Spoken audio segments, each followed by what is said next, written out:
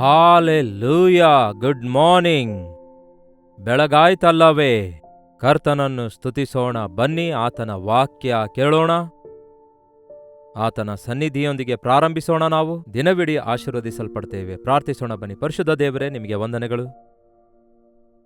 ಈ ದಿನ ದೇವರೇ, ನಿಮ್ಮ ಕೃಪೆಗೋಸ್ಕರ ನಾವು ಬೇಡಿಕೊಳ್ತಿದ್ದೇವೆ. ನಿಮ್ಮ ನಡೆಸುವಿಕೆಗಾಗಿ ಬೇಡಿಕೊಳ್ಳುತ್ತಾ ನಿಮ್ಮ ವಾಕ್ಯದಿಂದ ನಮ್ಮೊಂದಿಗೆ ಮಾತಾಡಿರೆಂದು ಕ್ರಿಸ್ತನ ನಾಮದಲ್ಲಿ ಬೇಡುತ್ತೇನೆ ತಂದೆಯೇ, ಆಮೇನ್. ಹೌದು ಪ್ರಿಯರೇ, ಯಾಕೆ ನಾವು ವಾಕ್ಯ ಕೇಳ್ತಿದ್ದೇವೆ?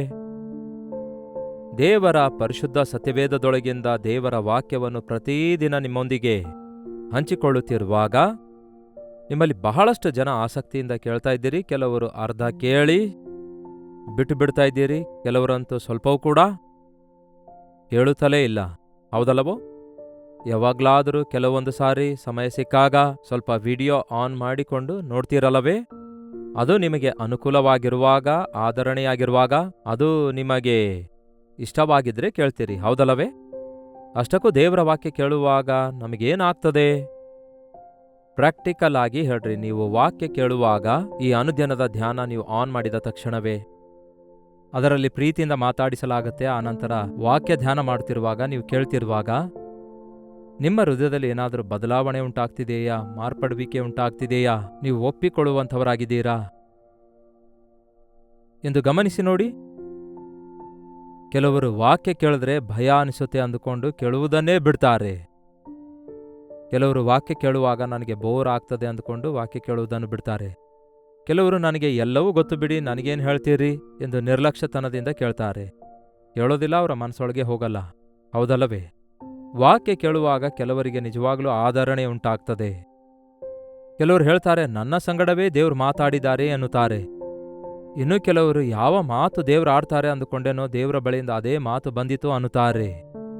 ಅಷ್ಟಕ್ಕೂ ನೀವು ವಾಕ್ಯ ಕೇಳುವಾಗ ನಿಮಗೆ ಹೇಗನಿಸುತ್ತದೆ ಎನ್ನುವುದನ್ನು ನೀವಿದ್ದ ಸ್ಥಳದಲ್ಲಿ ಹೇಳಿದ್ರೆ ನನಗೆ ಗೊತ್ತಾಗೋದಿಲ್ವಲ್ಲ.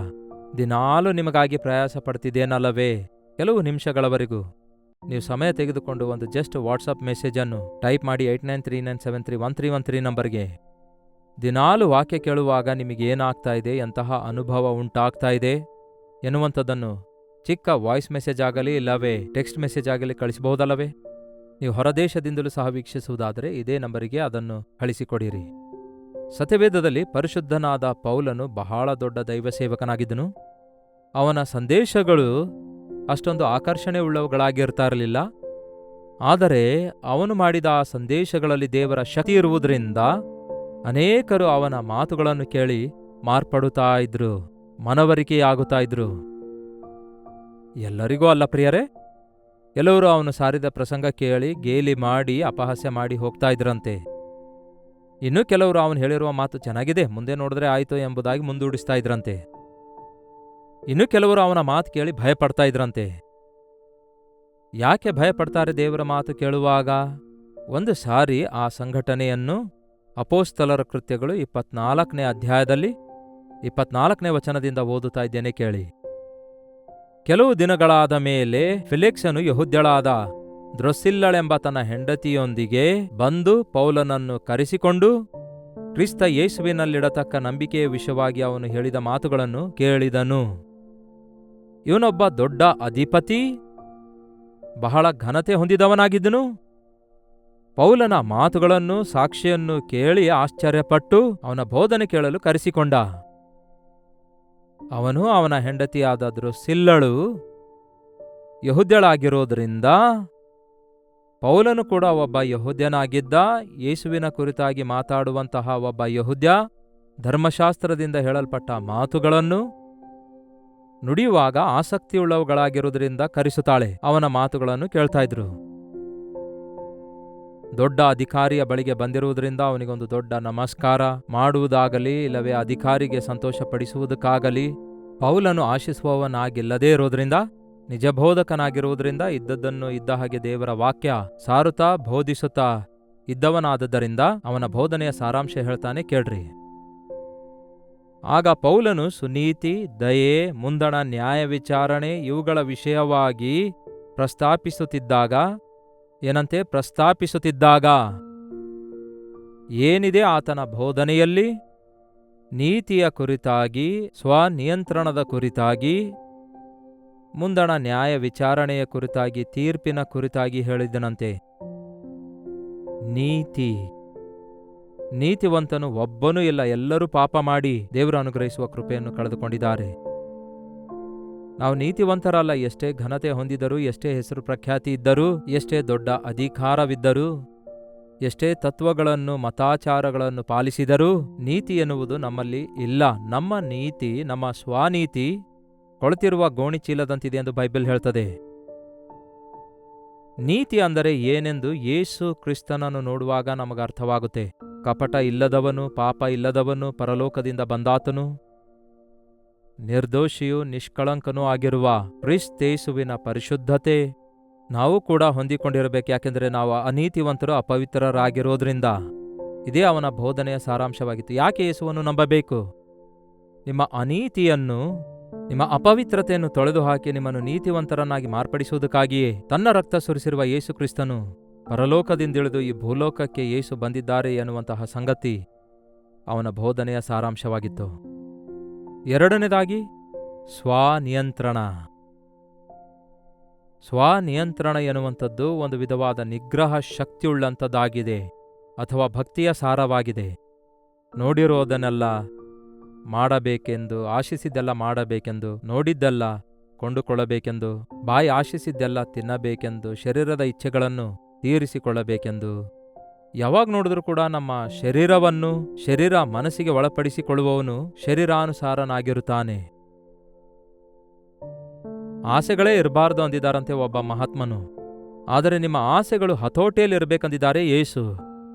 ಸ್ವನಿಯಂತ್ರಣ ಎನ್ನುವಂಥದ್ದು ಭಕ್ತಿಯ ಶಕ್ತಿಯನ್ನು ತೋರಿಸಿಕೊಡುವಂಥದ್ದಾಗಿದೆ. ನೀವು ನಿಮ್ಮ ಆಸೆಗಳನ್ನು ಹತೋಟಿಯಲ್ಲಿಟ್ಟುಕೊಳ್ಳುವವರಾಗಿರಬೇಕು.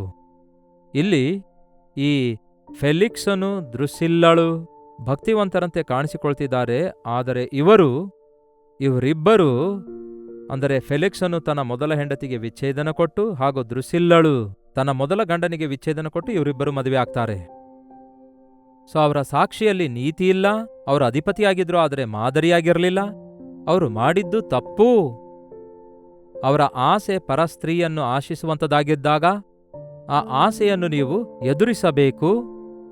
ಆ ಪರಸ್ತ್ರೀಯ ವ್ಯಾಮೋಹದಲ್ಲಿ ಬೀಳದಂತೆ ನಿನ್ನಷ್ಟಕ್ಕೆ ನೀನು ಸ್ಥಿರವಾಗಿರುವುದಕ್ಕಾಗಿ ದೇವರ ಕೃಪೆಗಾಗಿ ಬೇಡಿಕೊಳ್ಳಬೇಕು. ಸ್ವನಿಯಂತ್ರಣ ಅವರ ಎಲ್ಲಾ ಸಂಗತಿಗಳು, ಅವರ ಅಂತರಂಗದ ಸಂಗತಿಗಳು ಬಯಲಾಗುವಂತೆಯೂ, ಅವರು ತಮ್ಮ ನಿಜಸ್ಥಿತಿಯನ್ನು ಗುರುತಿಸಿಕೊಳ್ಳುವಂತೆಯೂ ಯೇಸುವಿನ ಬೋಧನೆಯಾಗಿದೆ. ಅದನ್ನು ಕೇಳುವಾಗ ಹೃದಯ ರಹಸ್ಯ ಬಯಲಾಗ್ತವೆ. ಅದಕ್ಕಾಗಿಯೇ ದೇವರ ವಾಕ್ಯ ಕೇಳ್ತಿರುವಾಗ ನಮ್ಮೊಳಗೆ ಆ ಪರಿವರ್ತನೆ ಉಂಟಾಗ್ತದೆ, ಆ ಪಶ್ಚಾತ್ತಾಪ ಉಂಟಾಗ್ತದೆ, ಮನವರಿಕೆ ಉಂಟಾಗ್ತದೆ. ಈ ದಿನ ದೇವರು ಉಂಟು ಮಾಡಿದ ಮನವರಿಕೆಯನ್ನು ನೀವು ಒಪ್ಪಿಕೊಳ್ಳದಿದ್ದರೆ, ಈ ದಿನ ನಿಮ್ಮ ಮನಸಾಕ್ಷಿ ದೋಷಾರೋಪಣ ಮಾಡಿದ್ದನ್ನು ಸರಿಪಡಿಸಿಕೊಳ್ಳದಿದ್ದರೆ, ಈ ದಿನ ನೀವು ನಿಮ್ಮ ಸ್ಥಿತಿಯನ್ನು ಸರಿಪಡಿಸಿಕೊಳ್ಳದೆ ನಿರ್ಲಕ್ಷ್ಯವಾಗಿ ಬಿಟ್ಟು ಬಿಡೋದಾದ್ರೆ ತೀರ್ಪು ಇದೆ. ಈ ದೇಹದಿಂದ ನಡೆಸುವ ಪ್ರತಿಯೊಂದು ಕಾರ್ಯಕ್ಕಾಗಿ ನಾವು ದೇವರ ಮುಂದೆ ನಿಂತುಕೊಂಡು ಲೆಕ್ಕ ಒಪ್ಪಿಸಬೇಕಾದ ಒಂದು ದಿನ ಇದೆ. ಈ ಬಾಯಿಂದ ಆಡಿದ ಪ್ರತಿಯೊಂದು ಮಾತಿಗೆ ದೇವರ ಮುಂದೆ ನಿಂತು ಲೆಕ್ಕ ಒಪ್ಪಿಸಬೇಕಾದ ದಿನವಿದೆ. ಈ ದಿನ ನೀವು ಇಷ್ಟ ಬಂದಂತೆ ಮಾತಾಡ್ಬೋದು, ಇಷ್ಟ ಬಂದಂತೆ ಕೆಲಸ ಮಾಡ್ಬೋದು, ಮೂರನೇ ಕಣ್ಣಿಗೆ ಕಾಣಿಸಿಕೊಳ್ಳದಂತೆ ನಿಮ್ಮ ಇಷ್ಟ ಬಂದಂತೆ ನೀವು ವರ್ತಿಸುತ್ತಾ ಇರಬಹುದು. ಆದರೆ ದೇವರ ದೃಷ್ಟಿಯಿಂದ ನೀವು ತಪ್ಪಿಸಿಕೊಳ್ಳಲಾಗೋದಿಲ್ಲ ಪ್ರಿಯರೇ. ಈ ದಿನ ನೀವು ಯಾವುದೇ ಕೆಲಸ ಮಾಡಿದ್ರೂ ದೇವರು ಮೌನವಾಗಿರೋದಾದ್ರೆ ದೇವರು ಕೂಡ ನಿಮ್ಮಂತೆ ಇದ್ದಾರೆ ಅಂದುಕೊಳ್ತಾ ಇದ್ದೀರಾ? ಅವೆಲ್ಲವುಗಳನ್ನು ಒಂದೊಂದಾಗಿ ನಿಮ್ಮ ಮುಂದೆ ಇಟ್ಟು ನಿಮ್ಮನ್ನು ಗದರಿಸುವೆನು. ಆ ದಿನದಲ್ಲಿ ತಪ್ಪಿಸಿಕೊಳ್ಳಲು ಯಾರಿಂದ ಆಗುವುದಿಲ್ಲ ಎಂದು ದೇವರ ವಾಕ್ಯದಲ್ಲಿ ತಿಳಿಯಪಡಿಸಿದ್ದಾರೆ. ನಾವು ಈ ಲೋಕದಲ್ಲಿ ದೇವರು ಕೊಟ್ಟ ಅವಕಾಶವನ್ನು ಉಪಯೋಗಿಸಿಕೊಂಡು ನಮ್ಮ ಪಾಪಗಳ ವಿಷಯದಲ್ಲಿ ನಮಗೆ ಮನವರಿಕೆ ಆಗುತ್ತಿರುವಾಗ ನಾವು ಒಪ್ಪಿಕೊಳ್ಳದಿದ್ದರೆ, ಸರಿಪಡಿಸಿಕೊಳ್ಳದಿದ್ದರೆ ತೀರ್ಪಿಗೊಳಗಾಗ್ತೇವೆ. ಪೌಲನ ಬೋಧನೆಯಲ್ಲಿರುವ ಸಾರಾಂಶ ನೋಡಿ. ನಮಗೆ ನಮ್ಮ ಸ್ಥಿತಿಯನ್ನು ತಿಳಿಯಪಡಿಸುವಂಥದ್ದೇ ದೇವರ ಬೋಧನೆಯಾಗಿದೆ. ನಮ್ಮ ಹೃದಯ ಸ್ಥಿತಿಯನ್ನು ಬಯಲ್ಪಡಿಸುವಂಥದ್ದೇ ದೇವರ ವಾಕ್ಯವಾಗಿದೆ. ನಾವು ಯಾವ ರೀತಿಯಾಗಿರಬೇಕು, ನಾವು ಎಂತಹ ಬಲವನ್ನು ಹೊಂದಿಕೊಳ್ಳಬೇಕು, ಎಂತಹ ಫಲ ನಮ್ಮೊಳಗಡೆಯಿಂದ ಬರಬೇಕು. ಆತ್ಮನ ಫಲಗಳಲ್ಲಿ ಒಂದು ಸ್ವನಿಯಂತ್ರಣವಾಗಿದೆ, ಆತ್ಮನ ಫಲವಾಗಿದೆ. ಆತ್ಮನ ಫಲವೇನೆಂದರೆ ಪ್ರೀತಿ, ಸಂತೋಷ, ಸಮಾಧಾನ, ದೀರ್ಘಶಾಂತಿ, ದಯಾಳುತ್ವ, ಒಳ್ಳೆಯತನ, ನಂಬಿಕೆ, ಅದೇ ರೀತಿ ಸ್ವನಿಯಂತ್ರಣ. ಈ 9 ಗೊಂಚಲ ಆಗಿರುವ ಈ 9 ಸ್ವಭಾವಗಳು ನಮ್ಮೊಳಗಡೆ ಬರಬೇಕು. ಈ ದಿನ ಪ್ರೀತಿಯಿಲ್ಲ, ಸಮಾಧಾನವಿಲ್ಲ, ಸಂತೋಷವಿಲ್ಲ, ನಂಬಿಕೆ ಇಲ್ಲ, ದಯೆ ಇಲ್ಲ, ಯಾರಲ್ಲಿಯೂ ಒಳ್ಳೆತನ ಇಲ್ಲ. ಆಸೆಗಳನ್ನು ಇಷ್ಟ ಬಂದ ರೀತಿಯಲ್ಲಿ ಮನುಷ್ಯನು ನೆರವೇರಿಸಿಕೊಳ್ಳುವ ಪ್ರಯತ್ನ ಮಾಡ್ತಿದ್ದಾನೆ. ಯೇಸುಕ್ರಿಸ್ತನ ಮಾತು ಕೇಳುತ್ತಿರುವಾಗ ನಮ್ಮ ಸ್ಥಿತಿ ಎಂಥದೆಂದು ನಾವು ಗ್ರಹಿಸಿಕೊಳ್ತೇವೆ. ಹಾಗಾಗಿ ಇತರರು ಕೂಡ ಪೌಲನು ವಾಕ್ಯ ಬೋಧಿಸುತ್ತಿರುವಾಗ ಇಲ್ಲವೇ ಪ್ರಸಂಗಿಸುತ್ತಿರುವಾಗ ಫಿಲಿಕ್ಸ್ ಬಹಳಷ್ಟು ಭಯಪಟ್ಟನಂತೆ. ಏನಂತೆ? ಭಯಪಟ್ಟನಂತೆ. ಕಳ್ಳನಿಗೆ ಕಳ್ಳ ಅಂದ್ರೆ ಅವನು ಭಯಪಡ್ತಾನಲ್ಲವೇ? ಒಂದು ತಪ್ಪು ಮಾಡಿದವನಿಗೆ ಅವನ ತಪ್ಪು ಎತ್ತಿ ತೋರಿಸಿದ ಕೂಡಲೇ ಅವನು ನಡುಗುತ್ತಾನಲ್ಲವೇ? ಅವನ ಸ್ಥಿತಿ ಅವನಿಗೆ ಗೊತ್ತಾದಾಗ ಅವನಿಗೆ ಭಯವೆನಿಸಿತು. ಭಯಪಟ್ಟು ಪಶ್ಚಾತ್ತಾಪಪಟ್ಟನು, ಭಯಪಟ್ಟು ಮಾರ್ಪಟ್ಟನು, ಭಯಪಟ್ಟು ಪ್ರಾರ್ಥನೆ ಮಾಡಿದನು, ಭಯಪಟ್ಟು ಪಾಪ ಒಪ್ಪಿಕೊಂಡನು, ಭಯಪಟ್ಟು ತನ್ನ ಸ್ಥಿತಿಯನ್ನು ಬದಲಾಯಿಸಿಕೊಂಡನು, ತನ್ನ ಸ್ಥಿತಿ ಗ್ರಹಿಸಿಕೊಂಡನು ಎಂದಿದ್ಯಾದ್ರೆ ಪರವಾಗಿರಲಿಲ್ಲ. ಆದರೆ ಭಯಪಟ್ಟು ಏನ್ ಮಾಡಿದನಂತೆ? ಈಗ ಹೋಗು, ಈಗ ಸಾಕು ಬಿಡು, ಇನ್ನು ಸಾಕು ಬಿಡ್ರಯ್ಯ ಎಂದು ಹೀಗೆ ವಾಕ್ಯ ಕೇಳುವಾಗ ಕೆಲವರು ಹೇಳ್ತಾರೆ, ಸಾಕು ಸುಮ್ನಿರಯ್ಯ ಅನ್ನುತ್ತಾರಂತೆ. ನನಗೆ ಕೆಲವೊಮ್ಮೆ ಕೇಳಿಸುತ್ತಾ ಇರ್ತೆ ಆ ಮಾತುಗಳು. ಅವರಂತಾರೆ, ನೀವೇನಯ್ಯ ಹೇಳೋದು ಹೇಳ್ತೀರಿ, ಹಾಗೆ ಮಾಡಿದ್ರೆ ಆಗುತ್ತಾ, ಈ ಲೋಕದಲ್ಲಿ ಇರ್ಲಿಕ್ಕಾಗುತ್ತಾ ಅನ್ನುತ್ತಾರೆ. ಹೌದು ಹೌದು, ದೇವರು ಹೇಳಿದ ಪ್ರಕಾರ ನಾವು ಮಾಡುವುದಾದರೆ ಇರ್ಲಿಕ್ಕಾಗೋದಿಲ್ಲ. ಈ ಲೋಕದಲ್ಲಿ ಖಂಡಿತವಾಗಿಯೂ ಇರ್ಲಿಕ್ಕಾಗಲ್ಲ. ನಿಮ್ಮ ಇಷ್ಟ ಬಂದಂತೆ ಇರ್ಲಿಕ್ಕಾಗಲ್ಲ. ದೇವರ ಇಷ್ಟದ ಪ್ರಕಾರವೇ ಇರಬಲ್ಲಿರಿ. ದೇವರು ಹೇಳಿದಂತೆ ಮಾಡುವಾಗ ಎಲ್ಲರಿಗೂ ಮೂರ್ಖರಂತಿರ್ತೀರಿ. ಎಲ್ಲರೂ ನಿಮಗೆ ನಿರ್ಲಕ್ಷ್ಯ ಮಾಡ್ತಾರೆ, ಯಾರೂ ನಿಮ್ಮನ್ನು ಲೆಕ್ಕಿಸೋದಿಲ್ಲ. ಬಟ್ ಡೋಂಟ್ ವರಿ, ದೇವರು ಹೇಳಿದ ಪ್ರಕಾರ ಮಾಡುವುದಾದರೆ ನಿಮ್ಮನ್ನು ಆತನು ಮೆಚ್ಚಿಕೊಳ್ತಾನೆ. ಆತನೇ ನಿಮ್ಮನ್ನು ಮೆಚ್ಚಿಕೊಳ್ತಾನೆ, ನಿಮ್ಮನ್ನು ಹೆಚ್ಚಿಸುತ್ತಾನೆ, ಆತನೇ ನಿಮ್ಮನ್ನು ಆಶೀರ್ವದಿಸ್ತಾನೆ. ಯಾವ ಮನುಷ್ಯನು ತಡೆಯಲಿಕ್ಕಾಗಲ್ಲ.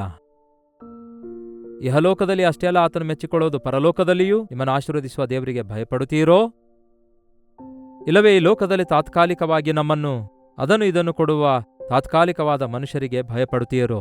ಮನುಷ್ಯರು ಎಲ್ಲಿ ಏನ್ ಮಾಡ್ತಾರೆ ಎಂಬುದಾಗಿ ಭಯಪಡ್ತಿದ್ದೀರೋ? ಇಲ್ಲವೇ ನಿರಂತರವಾಗಿ ಪರಲೋಕ ರಾಜ್ಯದಲ್ಲಿ ನಿಮ್ಮನ್ನು ಸೇರಿಸುವ ಆತನಿಗೆ ಭಯಪಡ್ತೀರೋ? ಇಲ್ಲವೇ ನಿತ್ಯ ನರಕಕ್ಕೆ ನೀವು ಹೋಗುವಂತಹ ಆ ಒಂದು ನರಕಕ್ಕೆ ನೀವು ಭಯಪಡುತ್ತೀರೋ? ಈಗ ಸಾಕು, ಹೋಗು, ನನಗೆ ಸಮಯ ಸಿಕ್ಕಾಗ ನಿನ್ನನ್ನು ಕರೆಸಿಕೊಳ್ಳುತ್ತೇನೆ ಎಂದು ಹೇಳಿ ಕಳುಹಿಸಿದನು. ನನಗೆ ಸಮಯ ಸಿಕ್ಕಾಗ, ನನಗೆ ಸಮಯ ಇದ್ದಾಗ ನಿನ್ನನ್ನು ಕರೆಸಿಕೊಳ್ತೇನೆ. ಏನನ್ನುತ್ತಾನೆ? ಸಮಯ ಇದ್ದಾಗ ನಿನ್ನನ್ನು ಕರೆಸುತ್ತೇನೆ. ಕೇಳಿ ಪ್ರಿಯರೇ, ನಾವು ನಮಗೆ ಇಷ್ಟ ಬಂದ ರೀತಿಯಲ್ಲಿ ಯೇಸುವನ್ನು ನಂಬಿದ್ದೇವೆ ಎಂದು ಕೆಲವರು ಹೇಳ್ತಾರೆ. ನನ್ನ ತಂದೆ ರಕ್ಷಣೆ ಹೊಂದಿದ ನಂತರ ಅವರು 47 ವರ್ಷದಲ್ಲಿ ರಕ್ಷಣೆ ಹೊಂದಿ ಮಾರ್ಪಟ್ರು, ಪೂರ್ತಿಯಾಗಿ ಮಾರ್ಪಟ್ರು. ಅವರನ್ನು ನೋಡಿದ ನಂತರ ದೇವರಿದ್ದಾರೆಂದು, ಆತನು ಬೇರೆ ಯಾರೂ ಅಲ್ಲ ಯೇಸುವೆ ಎಂಬುದಾಗಿ ನಂಬಿದೆ. ಯೇಸುಕ್ರಿಸ್ತನು ದೇವರೆಂಬುದಾಗಿ ನಂಬಿದೆ. ಆದರೆ ನನ್ನ ತಂದೆ ಮಾರ್ಪಟ್ಟ ನಂತರ ನನ್ನನ್ನು ಕೂಡ ಮಾನಸಾಂತರ ಪಡುವಂದಾಗ, ಸ್ನೇಹಿತರನ್ನು ಬಿಟ್ಟುಬಿಡು, ಸಿನಿಮಾ ಬಿಟ್ಟುಬಿಡು ಅಂದಾಗ, ಸುತ್ತಾಡೋದನ್ನು ಬಿಟ್ಟುಬಿಡು, ಸಭೆಗೆ ಬಾ ಎಂದು ಹೇಳಿದರೆ, ಪ್ರಾರ್ಥಿಸು ಅಂತ ಹೇಳಿದ್ರೆ, ನಾನು ಹೇಳಿದೆ, ಯೇಸುಕ್ರಿಸ್ತನು ದೇವರೇ, ಖಂಡಿತವಾಗಿಯೂ ಮಾನಸಾಂತರ ಹೊಂದಲೇಬೇಕು. ಆದರೆ ಈ ವಯಸ್ಸಲ್ಲೋ, ಈಗ ನನಗೆ 18 ವರ್ಷವಲ್ಲವೋ, ಅಪ್ಪ ನೀನು 47 ವರ್ಷದಲ್ಲಿ ಮಾರ್ಪಟ್ಟೆ, ನಾನು ಕೂಡ ಮಾರ್ಪಡ್ತೇನೆ ಬಿಡು ಎಂದು ಒಂದು 3 ತಿಂಗಳು ಮುಂದೂಡಿಸಿದೆ. ಅದಕ್ಕಿಂತಲೂ ಹೆಚ್ಚು ದೇವರ ಪ್ರೀತಿ ಮುಂದೆ ನಾನು ನಿಲ್ಲಲಿಕ್ಕಾಗಲಿಲ್ಲ. ದೇವರಿಗೆ ವಿಧೇಯನಾಗಿ ಅದೇ ವರ್ಷ ನನ್ನ ಜೀವಿತ ಕರ್ತನಿಗೆ ಅರ್ಪಿಸಿಕೊಟ್ಟೆ. ಈ ದಿನ ಬಹಳಷ್ಟು ಜನರಿಗೆ ದೇವರ ವಾಕ್ಯ ಗೊತ್ತು. ನಿಮಗೂ ಗೊತ್ತು ಮಾನಸಾಂತರ ಹೊಂದಬೇಕೆಂದು, ನಿಮಗೆ ಗೊತ್ತು ಕುಡಿಯಬಾರದೆಂದು, ನಿಮಗೆ ಗೊತ್ತು ಹೊಲಸೊಲಸು ಬಯ್ಯಬಾರದೆಂದು, ನಿಮಗೆ ಗೊತ್ತು ಹೆಂಡತಿಯೊಂದಿಗೆ ಸಮಾಧಾನದಿಂದಿರಬೇಕೆಂದು, ನಿಮಗೆ ಗೊತ್ತು ವಾಕ್ಯಾನುಸಾರವಾಗಿ ಬದುಕಬೇಕೆಂದು. ನೀವು ಮಾಡುವ ತಪ್ಪೇನೆಂದು ನಿಮಗೆ ಗೊತ್ತು. ನೀವು ನೋಡುವುದು ನಿಮ್ಮನ್ನು ಹಾಳು ಮಾಡ್ತದೆ ಎಂದು ನಿಮಗೆ ಗೊತ್ತು. ವಾಕ್ಯ ಕೇಳುವಾಗ ನಿಮ್ಮ ತಪ್ಪೇನೆಂದು ನಿಮಗೆ ಬಯಲಾಗ್ತದೆ. ಅದು ನೀವು ಅರಿತುಕೊಳ್ತೀರಿ, ನಿಮ್ಮ ಸ್ಥಿತಿ ಗ್ರಹಿಸಿಕೊಳ್ತೀರಿ, ನಿಮಗೆ ಭಯ ಅನಿಸುತ್ತೆ. ಆದರೆ ಪಶ್ಚಾತ್ತಾಪ ಪಡದಂತೆ, ಅಯ್ಯೋ ಈಗ ಬೇಡ ಎಂದು ಹೇಳಿ ಮುಂದೂಡಿಸುವುದಾದರೆ ನಿಮ್ಮ ಬದುಕು ವ್ಯರ್ಥಪಡಿಸಿಕೊಳ್ಳುವವರಾಗಿರ್ತೀರಿ. ನಾಳೆ ನಮ್ಮದಲ್ಲ, ನಾಳೆ ನಮ್ಮದಲ್ಲ ಪ್ರಿಯರೇ. ಈಗ ನಿಮಗೆ ಸಿಕ್ಕಿರುವ ಅವಕಾಶ ಮತ್ತೆ ನಿಮಗೆ ದೊರಕುವುದಿಲ್ಲವೇನೋ? ಯಾವಾಗ ಏನಾಗ್ತದೆ ಎಂದು ಯಾರಿಗೂ ಗೊತ್ತಿಲ್ವಲ್ಲ. ಇದೇ ಅನುಕೂಲವಾದ ಸಮಯವಾಗಿದೆ, ಇದೇ ರಕ್ಷಣೆಯ ದಿನವಾಗಿದೆ. ಈಗಲೇ ನಿಮ್ಮ ಹೃದಯ ಕರ್ತನಿಗೆ ಅರ್ಪಿಸಿಕೊಡಿರಿ ಎಂದು ವಾಕ್ಯ ಹೇಳುವಂಥದ್ದಾಗಿದೆ. ಈ ಸಮಯದಲ್ಲಿ ದೇವರು ಯಾರೊಂದಿಗೆ ಮಾತಾಡ್ತಿದ್ದಾರೆಂದು, ಯಾವ ವಿಷಯದಲ್ಲಿ ನೀವು ಭಯಪಡ್ತಾ ಇದ್ದೀರೆಂದು, ಏನೆಲ್ಲ ವಿಷಯಗಳನ್ನು ನೀವು ಮುಚ್ಚಿಡ್ತಾ ಇದ್ದೀರೆಂದು, ಯಾವ ವಿಷಯ ನೀವು ಕಂಟಿನ್ಯೂ ಮಾಡ್ತಾ ಇದ್ದೀರಿ ಎಂಬುದಾಗಿ ತಪ್ಪದೆ ತಿಳಿದುಕೊಳ್ಳಿರಿ. ಆ ವಿಷಯವನ್ನು ಈ ದಿನವೇ ನೀವು ಸರಿಪಡಿಸಿಕೊಳ್ಳಬೇಕೆಂಬುದಾಗಿ ದೇವರು ನಿಮ್ಮೊಂದಿಗೆ ಮಾತಾಡ್ತಿದ್ದಾರೆ. ಇದು ಒಳ್ಳೆ ಸಮಯ. ಒಂದು ಚಿಕ್ಕ ಪ್ರಾರ್ಥನೆ ಮಾಡಿರಿ. ದೇವರೇ, ನನ್ನ ಸ್ಥಿತಿ ಮಾರ್ಪಡಿಸಿರಿ, ನನ್ನ ಹೃದಯದೊಳಗೆ ಬನ್ನಿರಿ, ನನ್ನ ತಪ್ಪನ್ನು ಕ್ಷಮಿಸಿರಿ ಎಂದು ನೀವು ಬೇಡಿಕೊಳ್ಳುವುದಾದರೆ ಉಳಿದದ್ದನ್ನೆಲ್ಲ ಆತನೇ ನೋಡಿಕೊಳ್ಳುತ್ತಾನೆ. ಜಸ್ಟ್ ನಿಮ್ಮನ್ನು ನೀವು ಆತನಿಗೆ ಒಪ್ಪಿಸಿಕೊಡಿರಿ. ನಿಮಗೇನು ಮಾಡಬೇಕೆಂದು ಆತನಿಗೆ ಚೆನ್ನಾಗಿ ಗೊತ್ತು. ಹಾಳು ಮಾಡಲ್ಲ, ಬಾಧೆಪಡಿಸಲ್ಲ, ಹಿಂಸೆಗೊಳಿಸಲ್ಲ, ತಳ್ಳಿ ಹಾಕೋದಿಲ್ಲ, ದಿವ್ಯದಾನಗಳಿಂದ ಆಶೀರ್ವದಿಸ್ತಾರೆ, ಸರಿಪಡಿಸಿ ನಿಮ್ಮನ್ನು ಅಭಿವೃದ್ಧಿಪಡಿಸ್ತಾರೆ. ಪ್ರಾರ್ಥನೆ.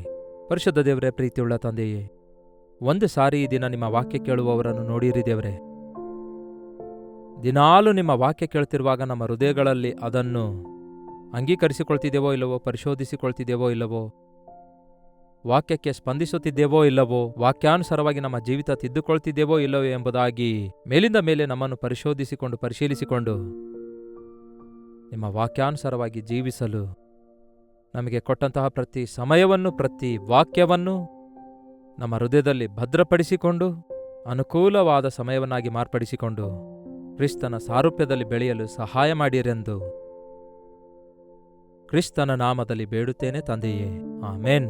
ತಂದೆಯಾದ ದೇವರ ಪ್ರೀತಿಯೂ, ಮಗನಾಗಿರುವ ಕ್ರಿಸ್ತನ ಕೃಪೆಯೂ, ಆದರಣೆಕರ್ತನಾದ ಪವಿತ್ರಾತ್ಮನ ಸಹವಾಸವು ಕೂಡಿ ಬಂದಿರುವ ನಮ್ಮೆಲ್ಲರ ಸಂಗಡ ಇಂದಿಗೂ ಸದಾಕಾಲಕ್ಕೂ ನೆಲೆಯಾಗಿರಲಿ. ಆಮೇನ್. ಎಸ್ ಪ್ರಿಯರೇ, ಕರ್ತನು ಮನವರಿಕೆ ಉಂಟು ಮಾಡುವಾಗ ಪಾಪ ಒಪ್ಪಿಕೊಳ್ಳುವ ವಿಷಯದಲ್ಲಿ ಮುಂದೂಡಿಸಬೇಡಿ. ನಿಮ್ಮ ಪ್ರಾರ್ಥನಾ ಮನವಿ 8939731313 ನಂಬರ್ಗೆ ಮತ್ತು ಹೊರದೇಶದಿಂದಲೂ ಸಹ ವೀಕ್ಷಿಸುವುದಾದರೆ ಇದೇ ನಂಬರ್ಗೆ ನಿಮ್ಮ ಮನವಿ ಕಳಿಸಿಕೊಡಿರಿ. ನಿಮ್ಮ ಪರವಾಗಿ ಪ್ರಾರ್ಥಿಸುತ್ತಿದ್ದೇವೆ. ತಪ್ಪದೆ ನಮ್ಮ ಪ್ರಾರ್ಥನೆಗೆ ದೇವರು ಉತ್ತರಿಸುತ್ತಾರೆ.